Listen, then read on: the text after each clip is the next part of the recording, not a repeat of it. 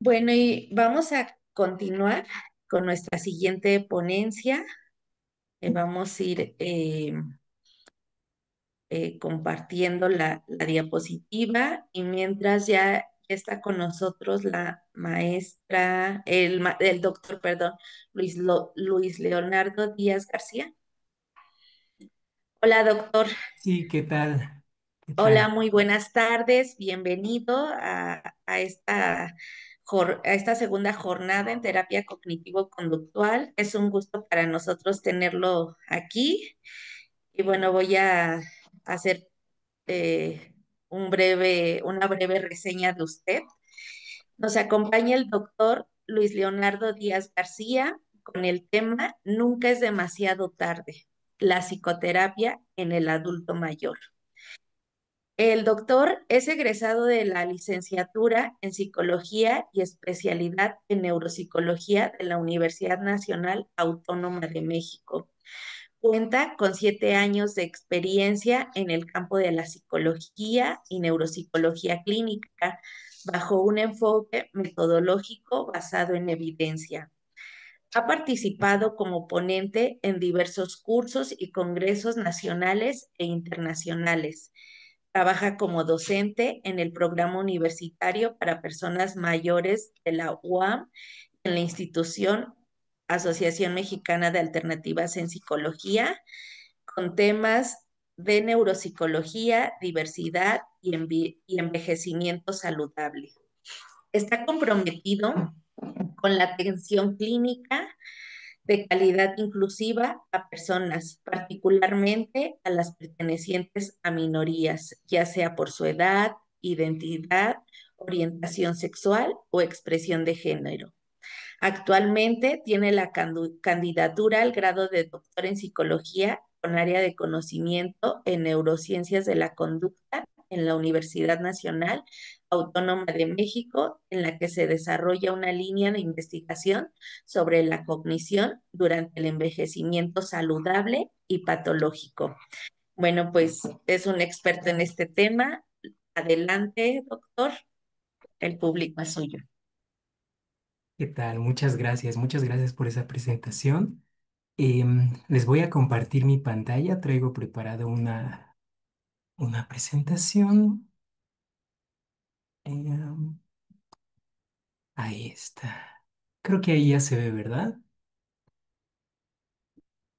Listo. Sí, Pues, maestro. ¿qué tal? Muchas gracias. Muchas gracias a todas y a todos que están por aquí el día de hoy, pues en esta jornada que ya llevan varias horas aprendiendo, ¿no? Sobre temas diversos relacionados con la terapia cognitivo-conductual. En mi caso, les voy a traer un tema relacionado con un área que en algunas ocasiones quizá no se trata tanto o quizá pasa desapercibido por algunos profesionales de la salud, que es la etapa de los adultos mayores, ¿no? Y la razón por la que yo traigo este tema con ustedes acá es porque, no solamente porque yo investigo esta área, sino porque me parece indispensable que se hable cada vez más sobre el tema relacionado al envejecimiento. Incluso me gustaría iniciar esta plática con una pregunta, es una pregunta para que cada uno se hagan ustedes em, y puedan reflexionarla y quizá al final de la plática tengan una respuesta ya un poco más clara. Em, ¿Qué tan seguido ustedes, yo entiendo que acá la mayoría somos psicólogos o por lo menos estudiantes, ¿qué tan seguido ustedes han visto en su práctica clínica o han visto entre sus conocidos a personas mayores em, en un servicio de psicología? ¿Qué tan seguido pasa? Probablemente, y aquí empezarán a ver seguramente algunas personas que podrán opinar al respecto, probablemente pasa menos de lo que nos esperamos, ¿no? Creo que es mucho más común ver a niños, por ejemplo, o incluso a personas adultas jóvenes recibiendo un servicio de este tipo. Pero me parece que ya cuando entramos en la parte del adulto mayor, esto empieza a pasar desapercibido un poco. Y bueno, esta reflexión voy a irla construyendo a lo largo de esta plática que les comparto el día de hoy. Es una plática bastante divulgativa y creo que es sobre todo para que ustedes se hagan más preguntas que otra cosa y por ahí de pronto que se motiven a estudiar un poco este tema, ¿no? Entonces voy a empezar con cuáles son los objetivos de hoy. Primero que nada, voy a hablar brevemente sobre cómo nos encontramos en la actualidad con respecto a la población de las personas mayores. Voy a caracterizar también algunos de los principales problemas de la salud psicológica en esta población, la población mayor. Voy a describir también el impacto que tiene el edadismo, un concepto que voy a definir más adelante, para el acceso a la atención psicológica. Voy a resaltar también el papel de la psicoterapia en el adulto mayor y por último voy a puntualizar la relación de la salud psicológica con otros aspectos de salud en el adulto mayor. Y este último punto, porque probablemente vieron ahí en la breve semblanza que les compartieron sobre mí, yo soy neuropsicólogo, entonces yo veo varios aspectos relacionados con la salud que de pronto tienen que ver con la cognición, con las capacidades como la memoria, la atención, pero a pesar de ello, nos vamos a ir dando cuenta que otros aspectos como el estado de ánimo están altamente vinculados y no son independientes entre sí, sino que trabajan en conjunto. Y un poco ahí es donde voy a ir llegando en esta plática. Entonces, empecemos brevemente con el contexto de la población mayor en nuestro país y ya de paso un poco por el mundo. De acuerdo al INEGI, este instituto mexicano que nos permite conocer características epidemiológicas, cerca, o por lo menos para el 2022, teníamos cerca de 18 millones de personas mayores de 60 años, lo que representa el 14% de la población total del país. 14%, es decir, aproximadamente una de cada 7 personas en 2022 tenían 60 años o más. Em, pero esto no solamente es a nivel de la proporción actual, sino que esto tiene una tendencia muy particular. Revisen estas imágenes que les comparto por acá. Lo que podemos ver es lo que en un momento se llamaba la pirámide poblacional, ¿no? Este, esta gráfica dividida por diferentes años en las que nos decían qué proporción de la población correspondía a cuáles edades. En el año 1950 claramente podemos ver que esto tiene una forma de pirámide. Las personas más jóvenes eran quienes representaban la mayor cantidad de personas viviendo en México en ese entonces, 1950. Luego nos ponen un dato intermedio que es el 2017. Aquí ya la forma, si lo vemos un poco, ya no asemeja tanto una pirámide, ¿no? Ya más bien estamos viendo, em, pues, ¿qué será? Como yo siempre lo veo como forma de una pera, porque parece que las personas jóvenes empiezan a ser cada vez menos y a su vez la proporción de personas mayores va incrementando. Y por último, ya en la última gráfica del lado derecho, que es el año 2050, aquí ya ni siquiera podríamos decir que se asemeja en ningún sentido a una pirámide. Claramente podemos notar que las personas mayores prácticamente han igualado en cantidad o igualarán en cantidad a las personas jóvenes. Y entonces esto nos habla de que nuestra población está viviendo un cambio, está experimentando una transición. Esta transición es lo que brevemente se le conoce como el envejecimiento poblacional. Es decir, que la mayoría de las personas o conforme vamos avanzando en el tiempo, cada vez esperamos tener más personas mayores. De hecho, el dato en México no lo tengo aquí en diapositiva, pero eh, les comenté que el 14% de la población para 2022 se registraban como personas mayores. Se espera que para 2050 pase de 14% a 22, algo así, 22%. Es decir, para 2050 prácticamente una de cada cinco personas va a ser una persona mayor. Y estamos hablando de 2050, que suena como un año muy lejano, pero si nos ponemos a revisar nuestro calendario, ya nada más son 25 años. Es más, probablemente algunos de nosotros para 2050 vamos a entrar en esa categoría de personas mayores. Y esto particularmente va a ser relevante para países que se encuentran en desarrollo, países denominados que no son denominados como de primer mundo, sino países en desarrollo como México y Latinoamérica, donde este cambio se está dando de manera más acelerada. Les voy a presentar nada más algunos datos breves sobre el envejecimiento en el mundo y de ahí pasamos a otro tema. Em, los mayores de 60 años en 2019 eran 1.000 millones. En 2030 se espera que sean 1.400 millones. Esto ya es en el mundo. Y para 2050 se espera que sean 2.100 millones de personas. Prácticamente se duplica, sí se duplicó en un periodo de 30 años.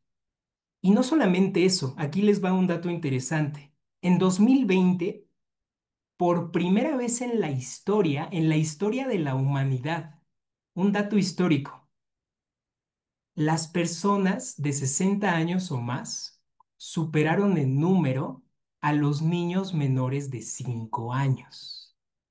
Por primera vez en la historia tenemos más personas mayores de 60 que jóvenes o en este caso niños de 5 años.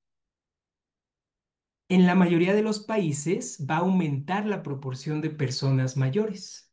Aquí esto es brevemente lo que les decía. En 2017, una de cada 8 personas tenía 60 años. Para 2030 será una de cada 6 y para 2050, una de cada 5, lo que les decía hace un momento. Y igual como un dato epidemiológico que se ha observado también, las mujeres suelen vivir más que los hombres, ¿no? Más o menos en 2017 las mujeres representaban el 54% de la población mundial mayor de 60 años y el 61% de 80 años o más, ¿no? Entonces también ese es un dato interesante. ¿Y a qué quiero llegar con todo esto? Piénsenlo, incluso esta es una pregunta que a lo mejor se pueden también empezar ustedes a hacer. ¿Qué implica, qué implicaciones tiene que estemos experimentando este cambio poblacional? Y aquí nos podemos ir a muchos ámbitos de la vida, nos podemos ir a ámbitos económicos, a ámbitos políticos, a ámbitos educativos también, ¿por qué no? Y uno de los que nos va a interesar a nosotros también es el ámbito de la salud. Cada vez más van a haber personas que van a requerir cuidados especializados por pertenecer a este grupo de personas mayores. Cada vez se van a requerir más geriatras, por ejemplo, o más psicólogos especializados en las personas mayores, más neurólogos que se dediquen a tratar enfermedades de tipo neurodegenerativo y, ¿por qué no también, psicoterapeutas que se especialicen en atender problemas relacionados con las personas mayores, ¿no? Eso es un poco lo que se acerca y no es lo único. Vienen muchos otros cambios, pero por lo menos ese creo que es el que más directamente nos puede interesar a nosotros. Entonces hablemos un poco de este tema, la salud psicológica de las personas mayores. Porque incluso antes de que yo pase a describirles algo, ya puede ser también un ejercicio de reflexión. ¿Y por qué no? Incluso si alguien lo quiere colocar en el chat, em, ¿qué piensan ustedes o cuáles consideran ustedes que son las características psicológicas de una persona mayor? ¿Cómo ven a una persona mayor? ¿La ven alegre? ¿La ven triste? ¿Cuál es como la idea que les viene a la mente cuando piensan en una persona mayor? Esta pregunta que yo les estoy haciendo y que a lo mejor ustedes, algunos de ustedes están respondiendo en este momento, em, de manera general nos puede ayudar a darnos un poco una idea de cuáles son nuestras actitudes hacia el envejecimiento. Probablemente algunos de nosotros, ¿por qué no? Hemos llegado a pensar que es común que las personas mayores experimenten tristeza o que es común que las personas mayores estén solas, ¿no? Em, o que es común que las personas mayores tengan depresión. Incluso estoy viendo aquí que en el chat ya me están colocando, muchas gracias a los que están comentando. Piensan en depresión por la soledad, piensan en la sensibilidad, piensan en el abandono, ¿no? Que si lo pensamos, pues son conceptos que de pronto pueden ser desalentadores, más para a quienes viven en este momento en ese grupo de edad. Entonces, esto lo voy a retomar en un momento, pero les agradezco mucho a las personas que están comentando por acá, porque hay dos aspectos clave que no son los únicos y por supuesto hay muchos más, pero yo voy a hablar solamente de dos porque si no me llevaría demasiado tiempo, con respecto a la salud psicológica de las personas mayores, la depresión y la ansiedad, ¿no? Que ahorita los estoy nombrando como conceptos muy generales, ya sé que tienen bastante especificidad cada uno de ellos, yo los estoy nombrando de manera general. ¿Por qué? Porque de manera general estos dos conceptos por sí mismos son variables asociadas al envejecimiento patológico. ¿Y qué es eso del envejecimiento patológico? Bueno, brevemente les voy a explicar. Cuando nosotros cursamos a lo largo de nuestra vida, pasamos por un proceso de envejecimiento. Y este envejecimiento puede tener muchas características, pero generalmente y de manera muy sencilla les voy a explicar que tiene dos cursos. Un curso al que le podemos llamar envejecimiento típico, en el que las personas no tienen enfermedades graves o no tienen problemas de independencia, pueden hacer sus cosas por sí mismos. Y el otro, el envejecimiento patológico, sería cuando ya observamos algún tipo de afectación a nivel funcional, que dejan de ser independientes, que dejan de ser capaces de llevar a cabo sus actividades, que requieren de otros o a lo mejor de una gran cantidad de profesionales de la salud para poder mantenerlos estables, etcétera. ¿Mm? A eso me refiero. Em, y entonces se ha observado que algunas de estas, o más bien estos dos grupos, tanto la depresión como la ansiedad, además de estar relacionados entre sí, pueden afectar las capacidades cognitivas. Les recuerdo también este contexto de que yo soy neuropsicólogo, les voy a hablar por aquí también un poco de capacidades cognitivas.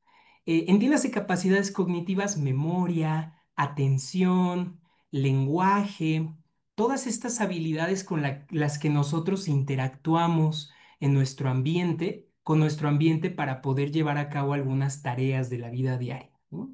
Entonces, estas condiciones pueden presentar o pueden aumentar el riesgo a tener problemas cognitivos.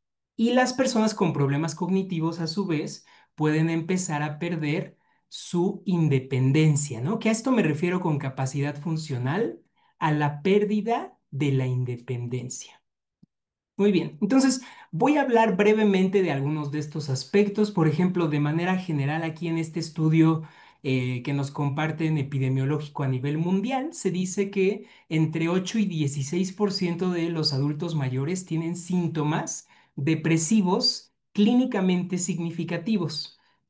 Encontré también un dato ya más específico a nuestra población, a México, de la Encuesta Nacional de Salud y Nutrición de 2012, que en un artículo publican el porcentaje de personas mayores con síntomas depresivos por edad, ¿no? Aquí incluso nos hacen el favor de estratificarlo por decenas de edad, de 60 a 69, de 70 a 79 y 80 y más.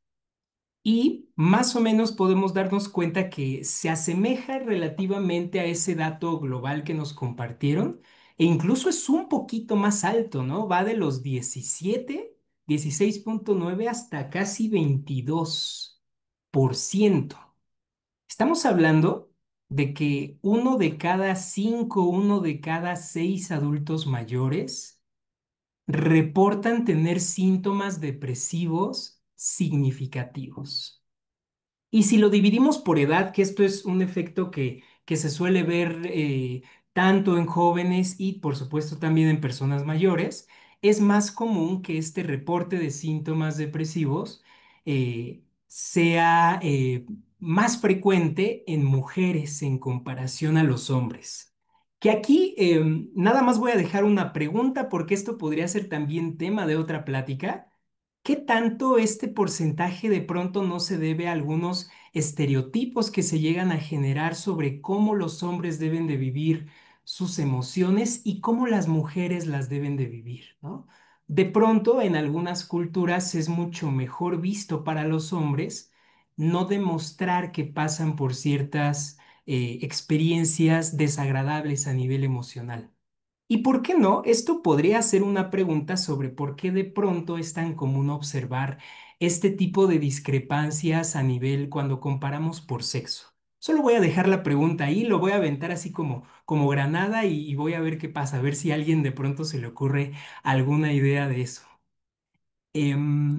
Hablemos ahora de la ansiedad. Con respecto a la ansiedad, es común que en personas mayores igualmente haya un porcentaje relativamente similar entre el 10 y el 20%. Aunque pues, también aquí nos lo mencionan, muchos casos no se diagnostican. Esto es un dato igual epidemiológico mundial. No pude encontrar un dato de México, pero no dudo que se asemeje a este porcentaje que estamos observando acá.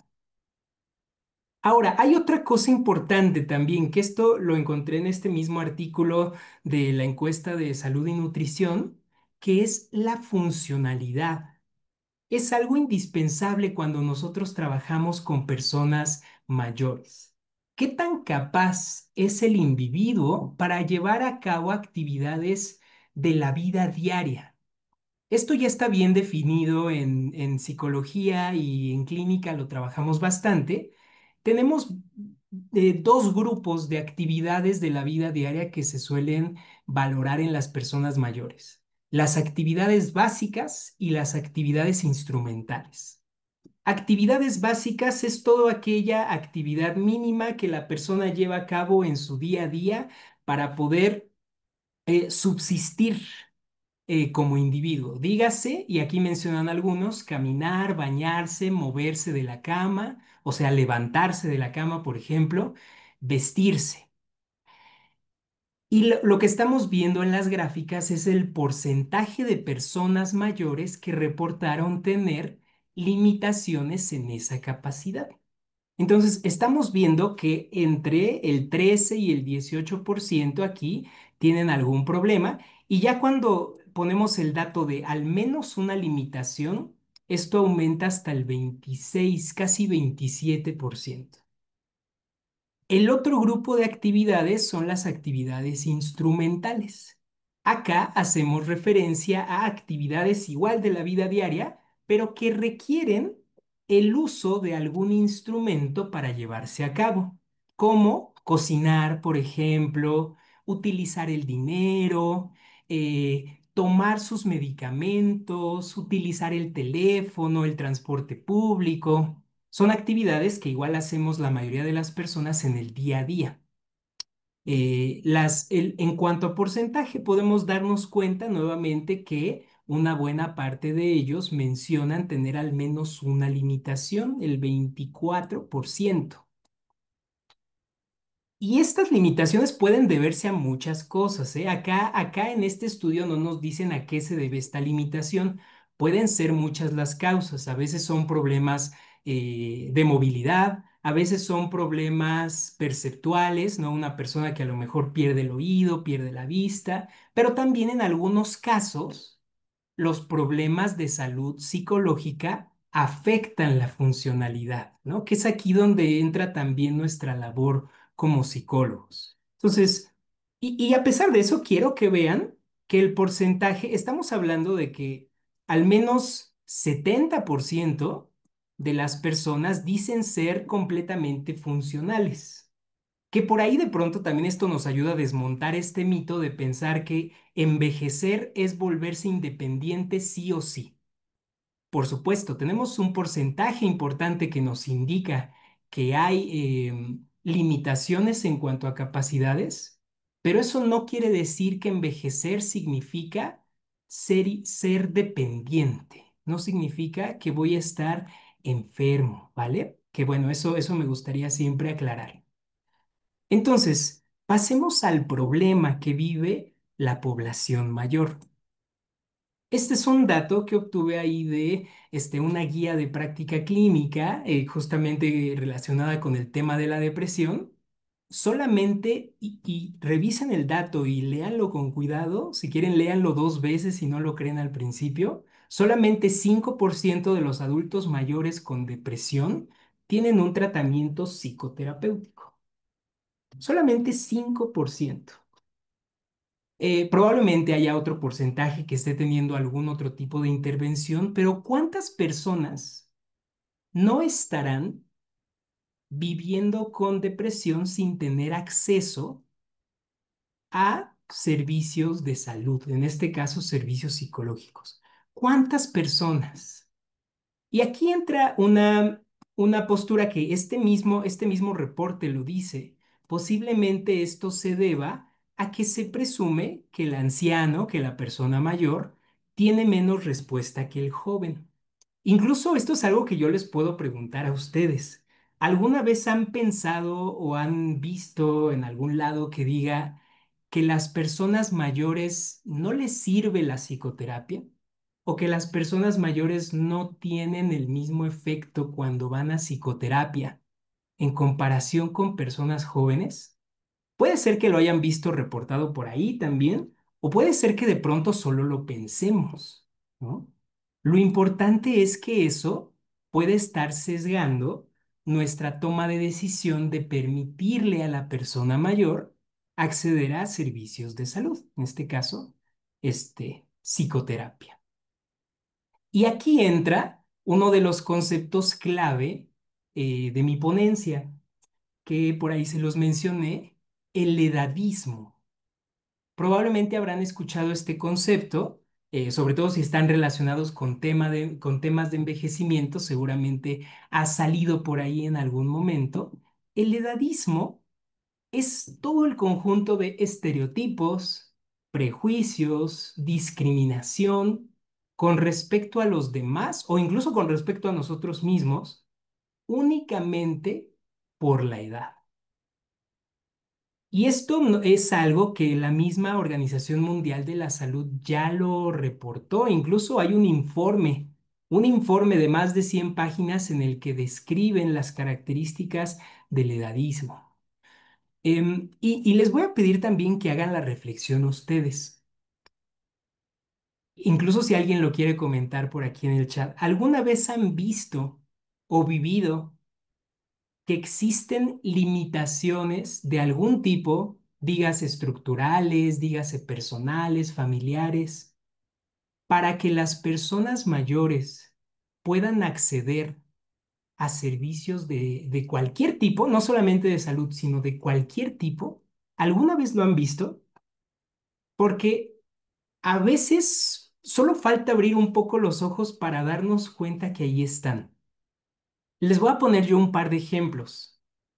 Uno de los que todavía noto mucho y veo que sigue pasando es el acceso de las personas mayores a un trabajo digno. ¿Qué pasa con las personas que cumplen 40, 50 años y que por el motivo que sea tienen que dejar el empleo en el que estaban y buscar uno nuevo? ¿Cuántas veces no se les limita o incluso las mismos reclutadores buscan solamente a personas de cierta edad, ¿no? Y entonces les queda pocas opciones a las personas mayores para poder tener un empleo digno. Otros ejemplos también es en la movilidad en el transporte. Yo vivo en Ciudad de México, probablemente aquí no todos son de la Ciudad de México, pero esto quizá lo pueden ver en sus lugares de origen cada uno. ¿Qué pasa con la movilidad para las personas mayores?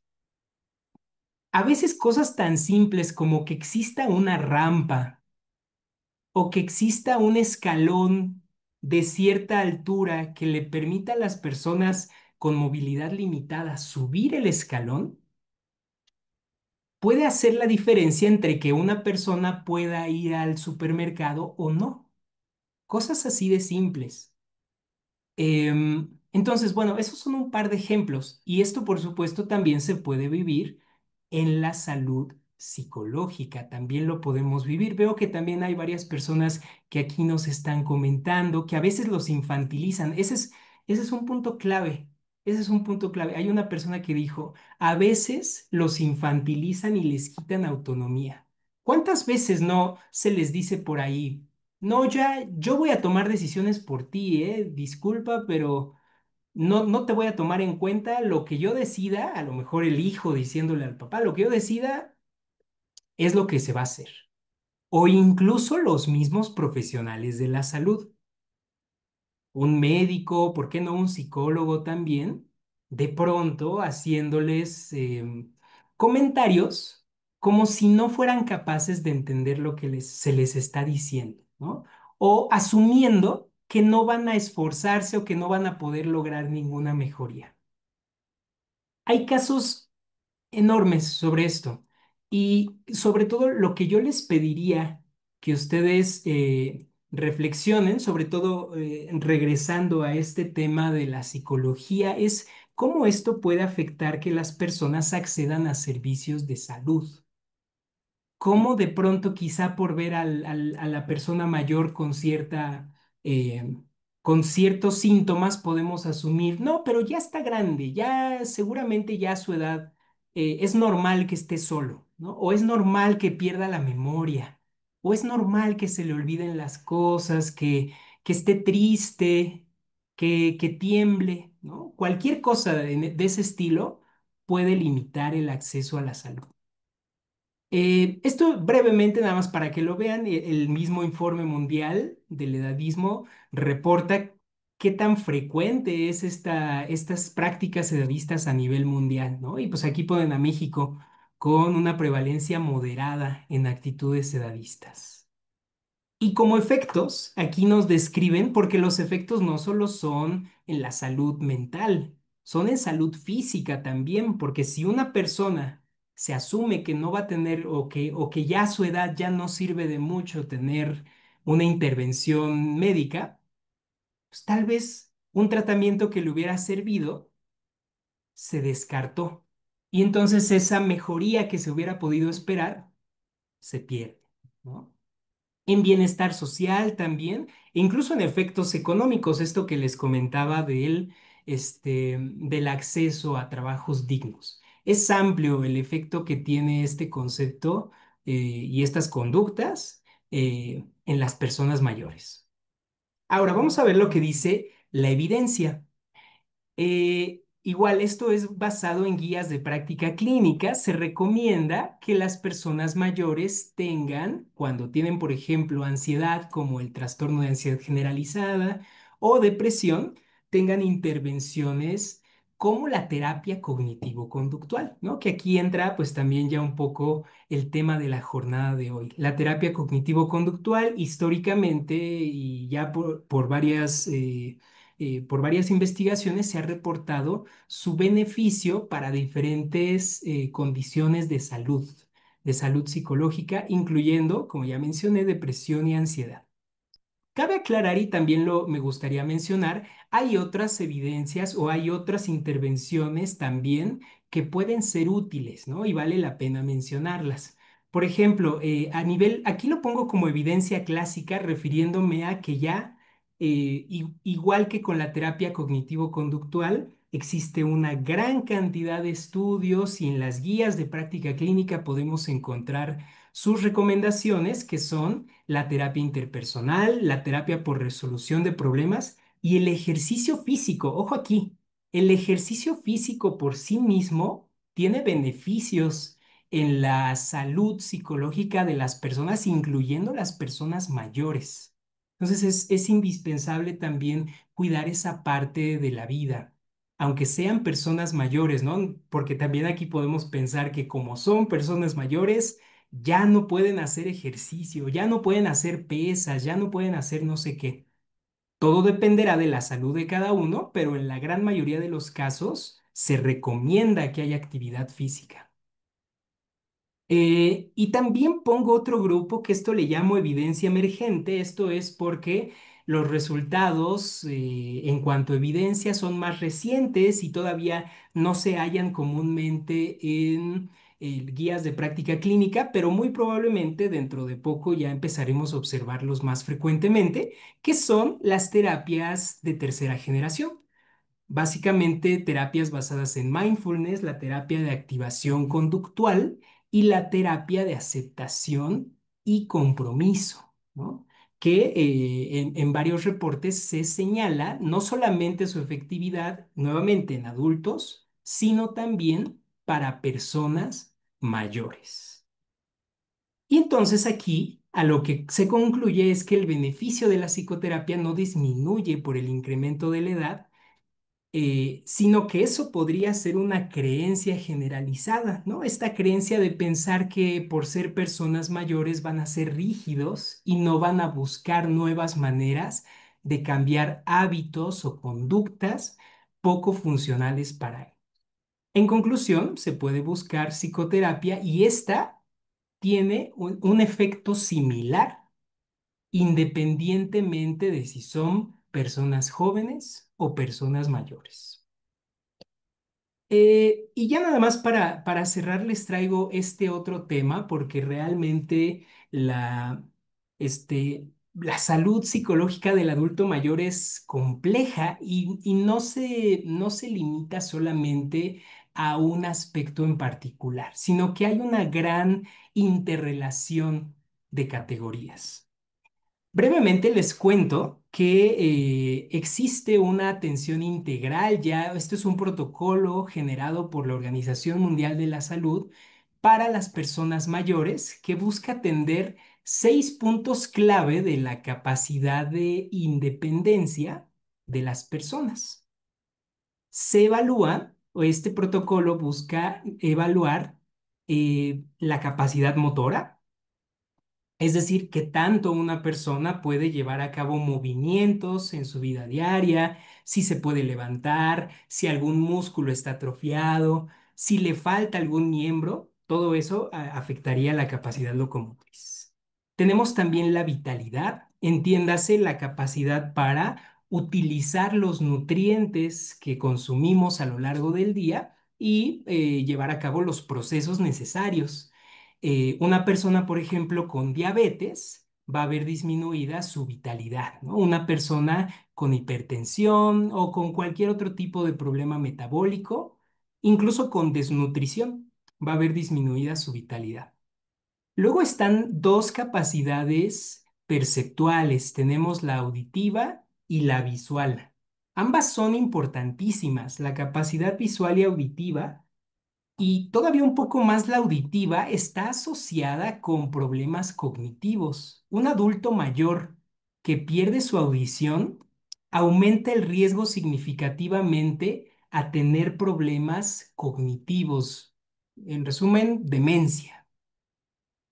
Si una persona tiene un problema auditivo, es indispensable atendérselo. Piensa en todo el impacto que tiene que una persona no pueda escuchar. No va a poder enterarse de lo que pasa a su alrededor, no va a poder comunicarse con otros de la misma manera, no va a poder recibir información y eso genera una barrera que va a tener un impacto. Y la capacidad visual pasa algo muy similar. Vamos, una disminución en la capacidad visual implica una menor funcionalidad.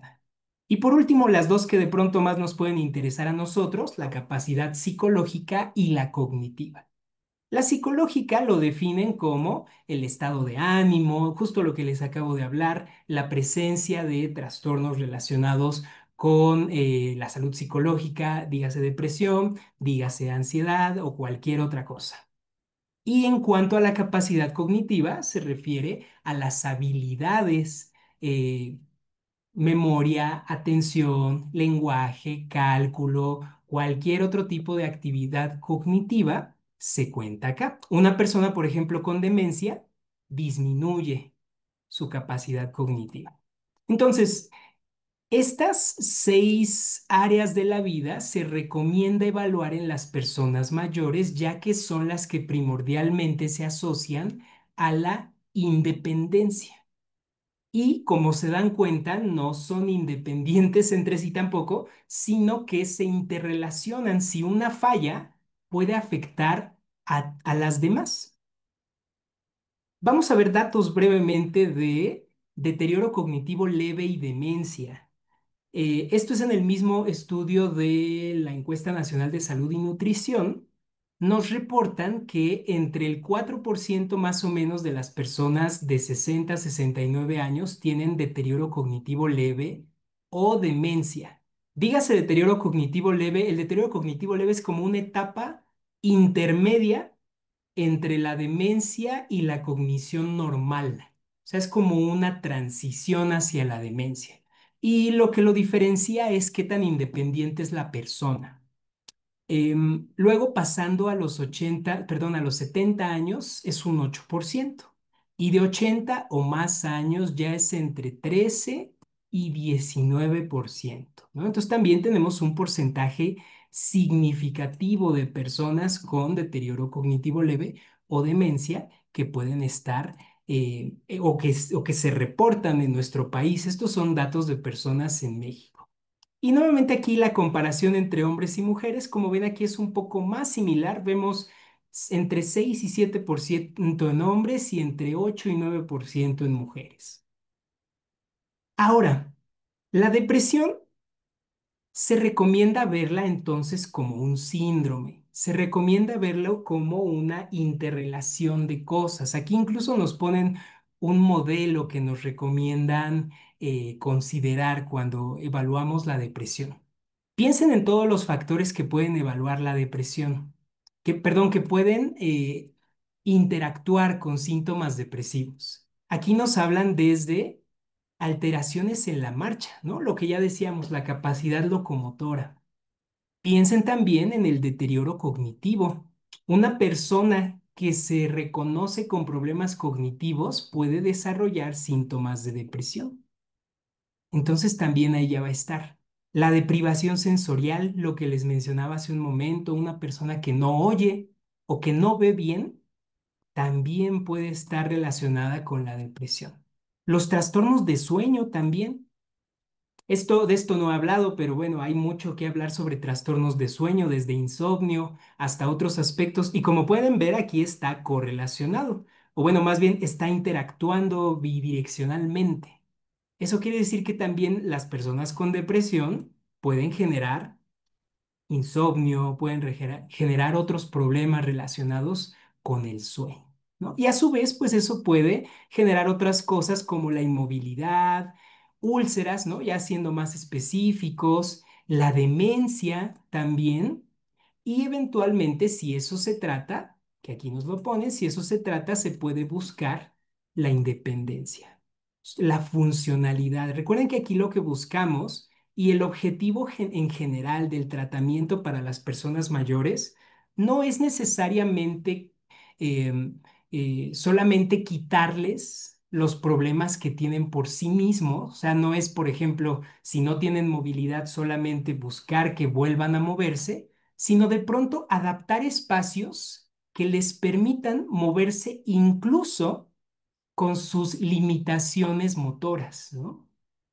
Y eso puede ser a veces como algo tan sencillo como enseñarles a usar un bastón, porque a veces las personas mayores necesitan usar bastón, pero por otras causas no lo usan.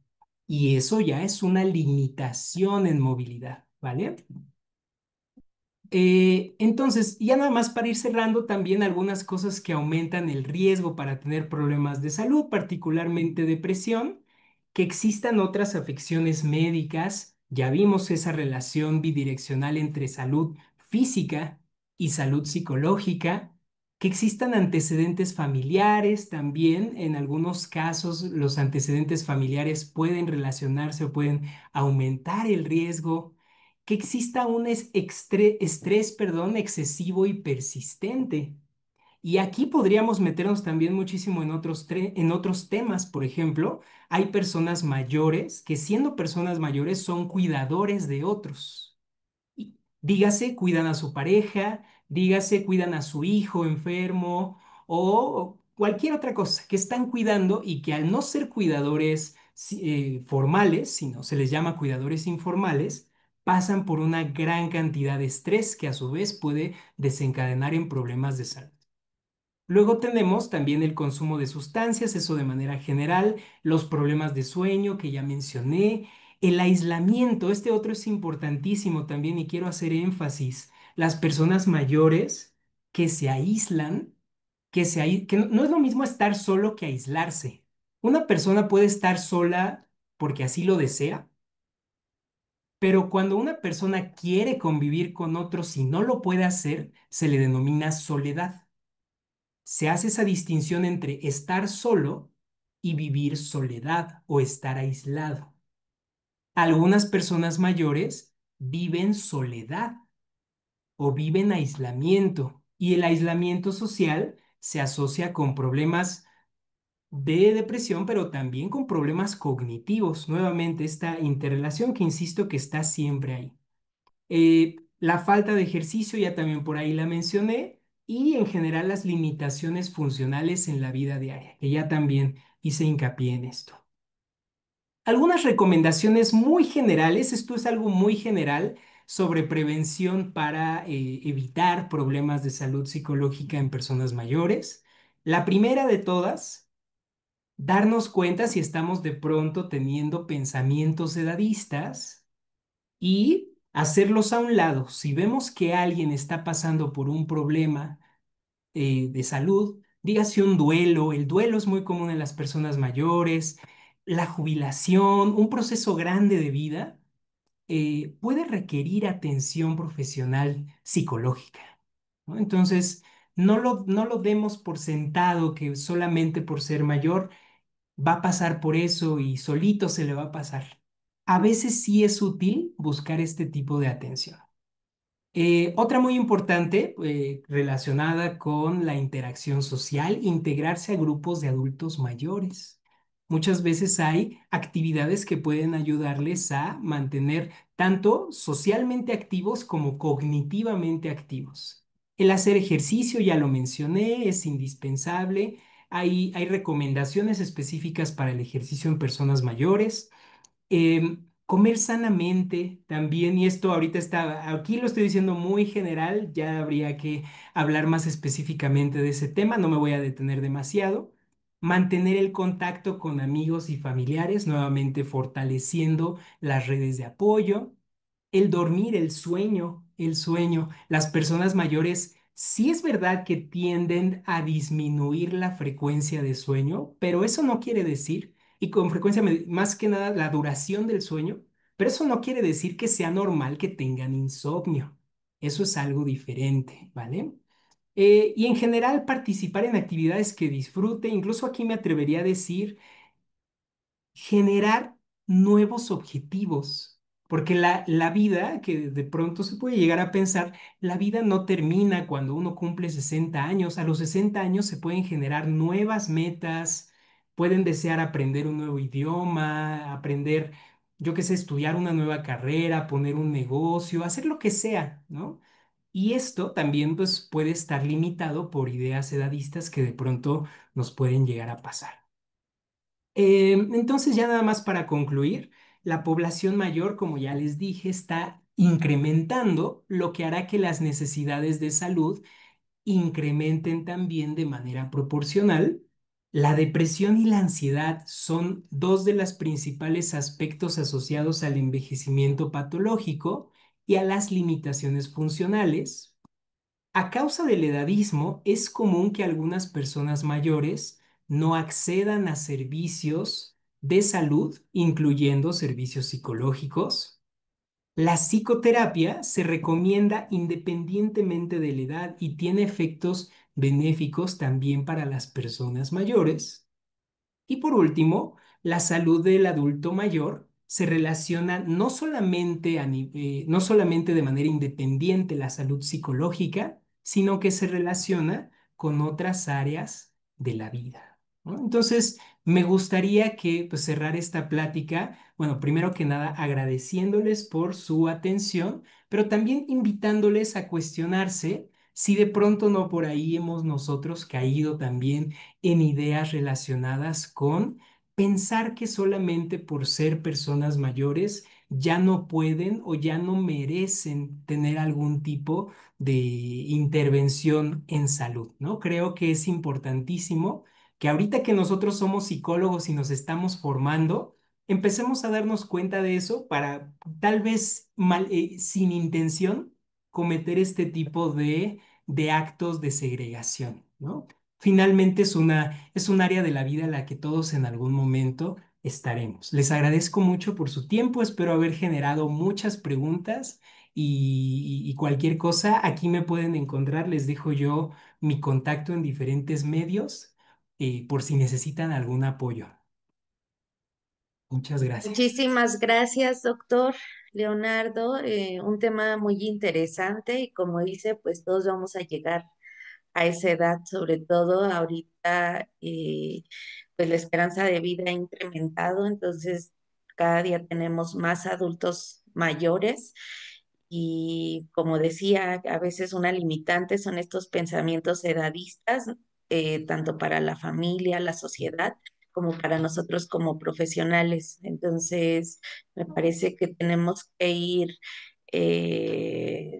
pues, trabajando con esto y abrir estos espacios para los adultos mayores, que es muy importante y justo que incluso leía en algún comentario que los adultos mayores suelen ser como más testarudos o pensamos que ya tienen como patrones de conducta muy establecidos Claro, sí, o hasta estas ideas, ¿no? De fue así toda su vida, ya nunca va a cambiar. O sea, como ya para qué va a terapia, ¿no? Entonces, claro. pues ir cambiando este tipo de pensamientos edadistas.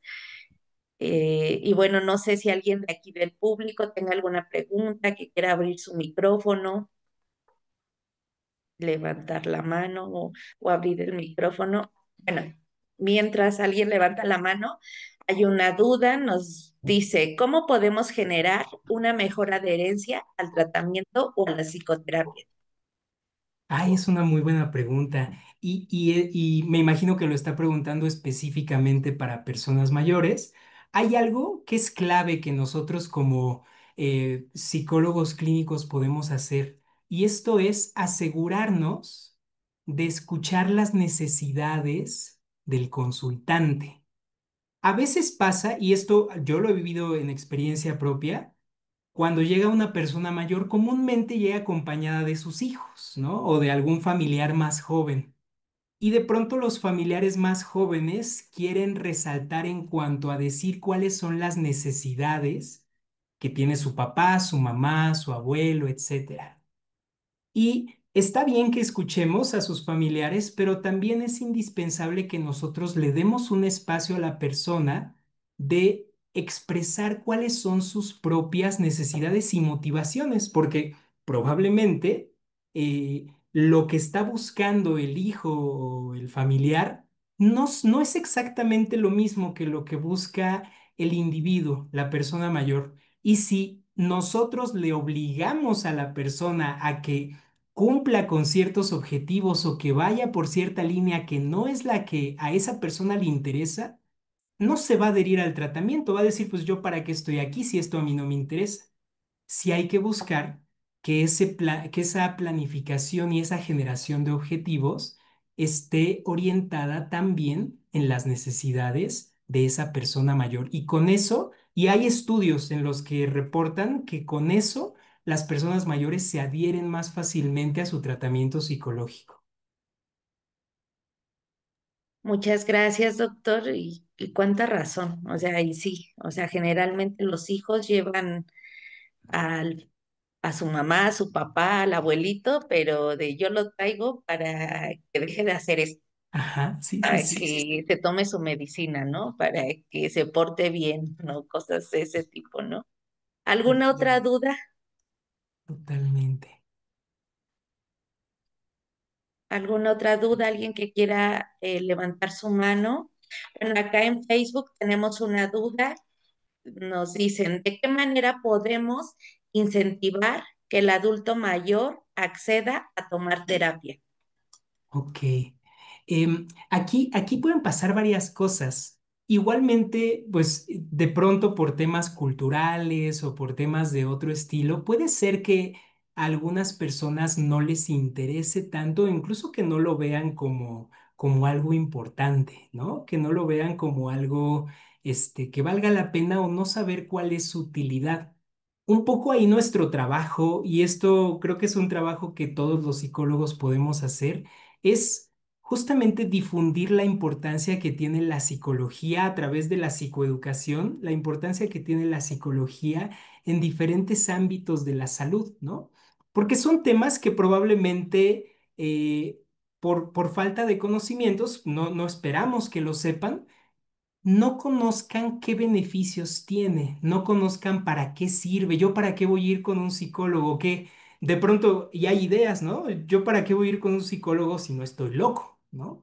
Entonces, si queremos que esa forma de pensar empiece a migrar a conductas o a actitudes más abiertas hacia la psicología, pues un poco sí es nuestro trabajo también psicoeducar a los demás y compartir cómo esto puede traer un beneficio para su salud, ¿no? Creo que es un trabajo, es una transición. Cada persona va a ser diferente. A mí me han tocado casos de personas muy abiertas y que desde el principio me dicen, a mí me gusta la psicología, yo estoy dispuesta a aprender en lo que usted me ayude. Y hay otros que sí son un poco más, hay que trabajar más en esto, ¿no? Pero creo que es algo que sin duda podemos hacer y todos como psicólogos es algo que podemos hacer, sin duda.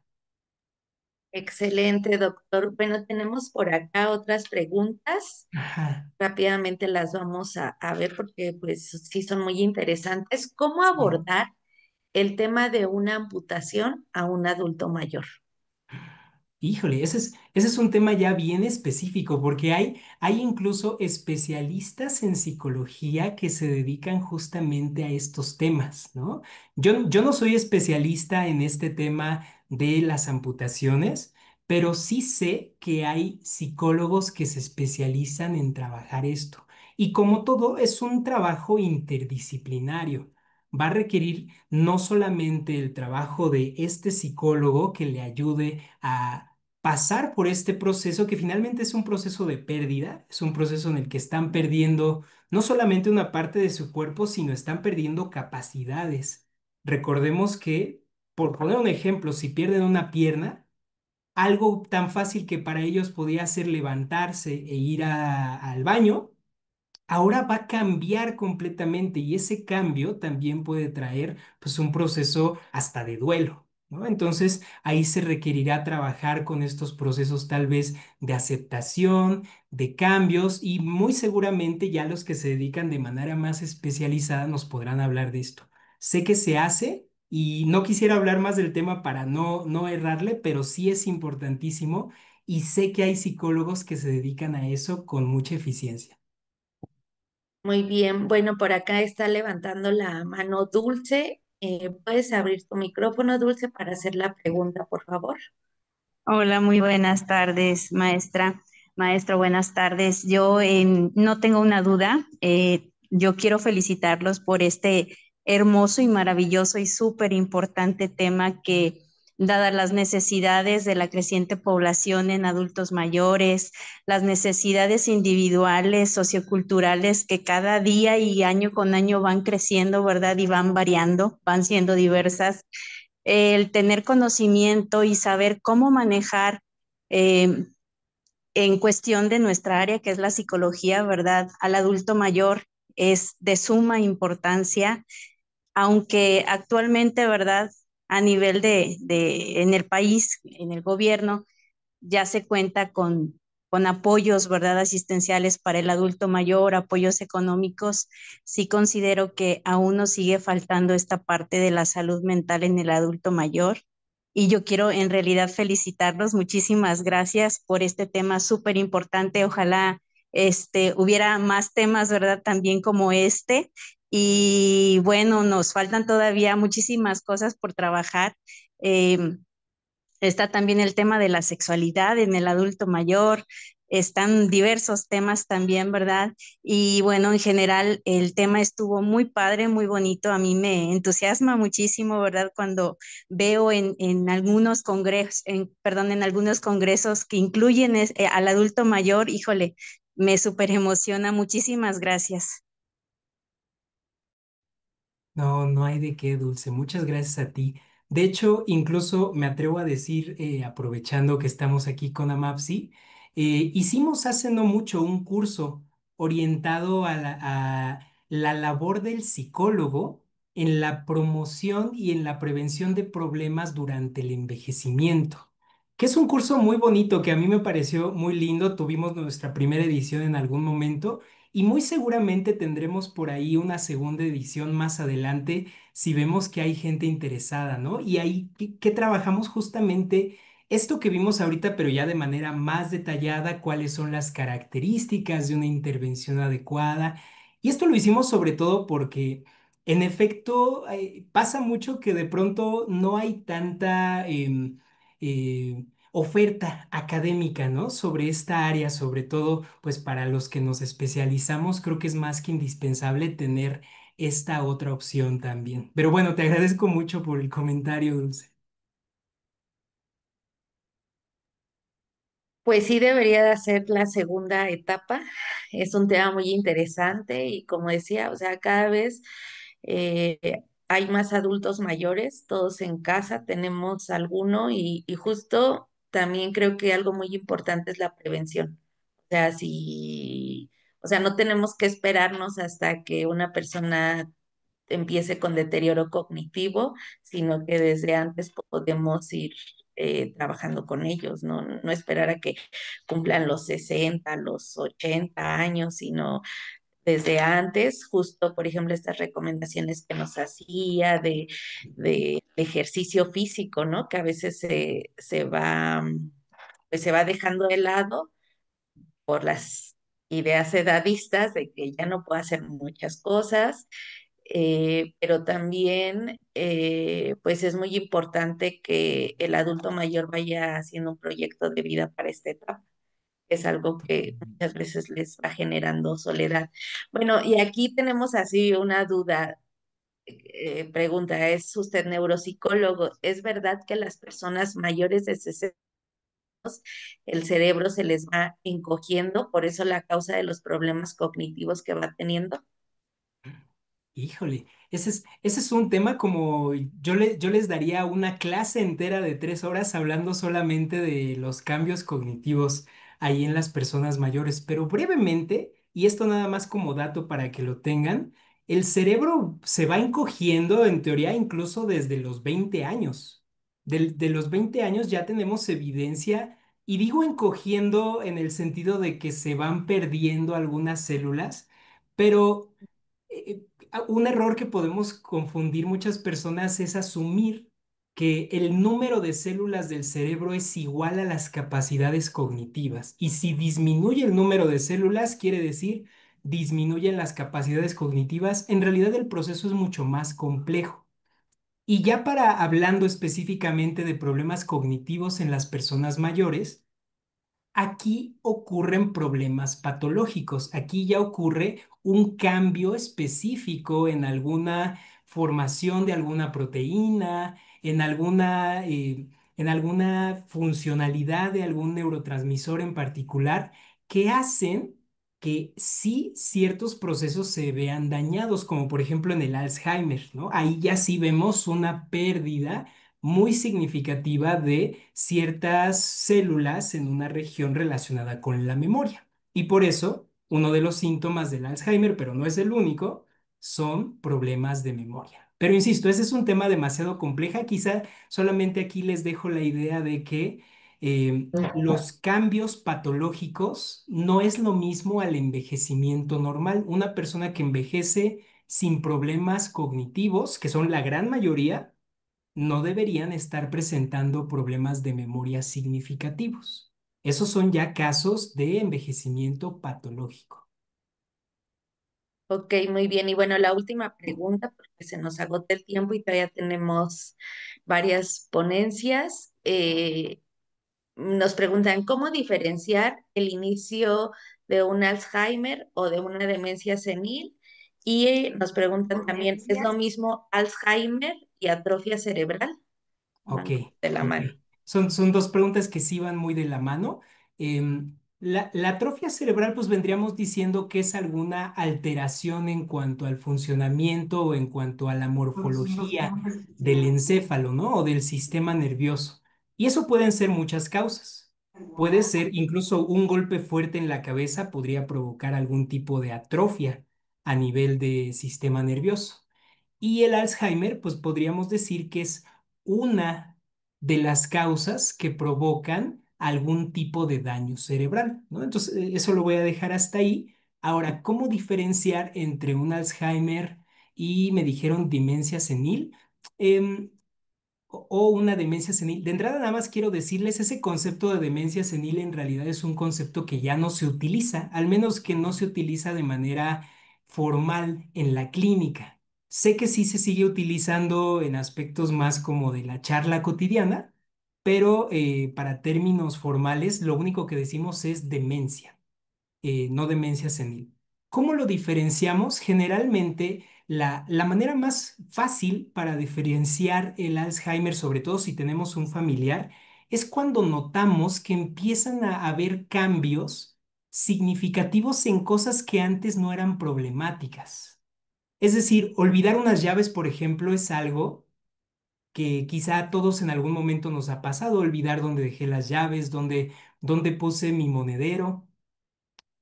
Pero si estos problemas empiezan a volverse recurrentes en frecuencia o empiezan a ser sobre datos demasiado generales, como por ejemplo recordar qué hice hoy, recordar dónde suelo colocar siempre, yo qué sé, mi vaso para el café, cosas que hago todos los días y eso lo empiezo a olvidar, ahí sí podríamos estar ya presenciando algún problema cognitivo.